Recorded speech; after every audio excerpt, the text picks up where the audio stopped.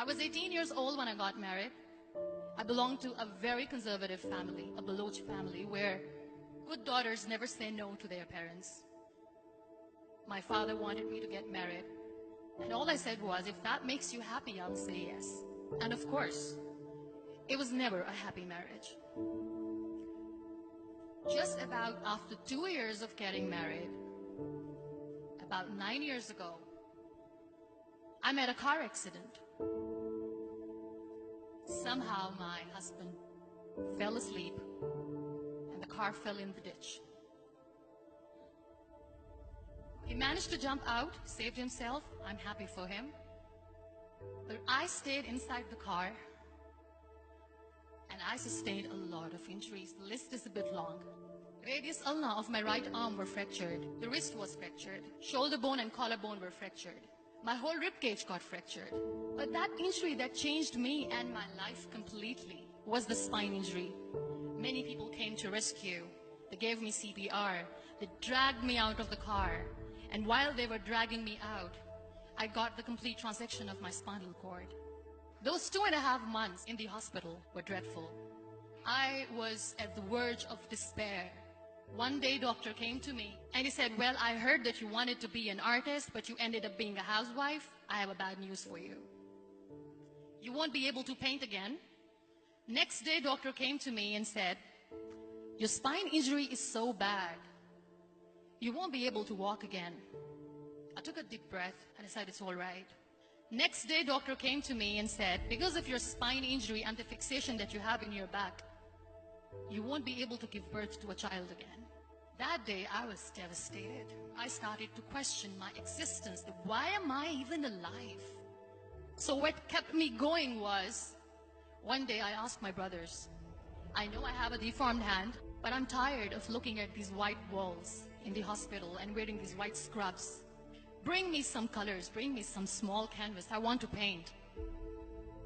So the very first painting I made was on my deathbed, where I painted for the very first time. What an amazing therapy it was. Without uttering a single word, I could paint my heart out. I could share my story. People used to come and say, what lovely painting. So much color. Nobody could see the grief in it. Only I could.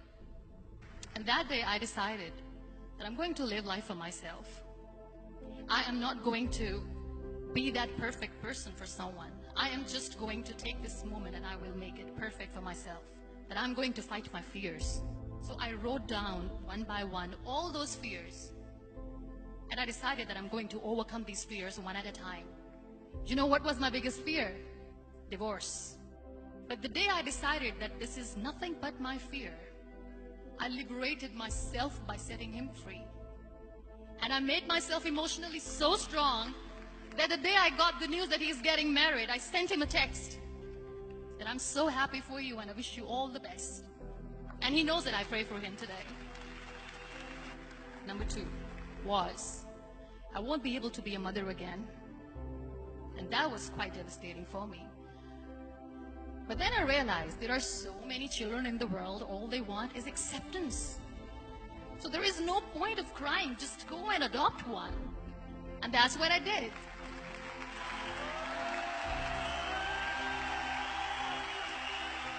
I gave my name in different organizations, different orphanages, and I waited patiently. 2 years later, I got this call from a very small city in Pakistan. I got a call and they said, are you Muniba Mazari? There is a baby boy and would you like to adopt? I could literally feel the labor pain. I said, yes, yes, I am going to adopt him. I am coming to take him home. And that day, I was 2 days old, and today he's 6. You know, when you end up being on the wheelchair, what's the most painful thing? People think that they will not be accepted by the people because we, in the world of perfect people, are imperfects. So I decided to appear more in public. I started to paint.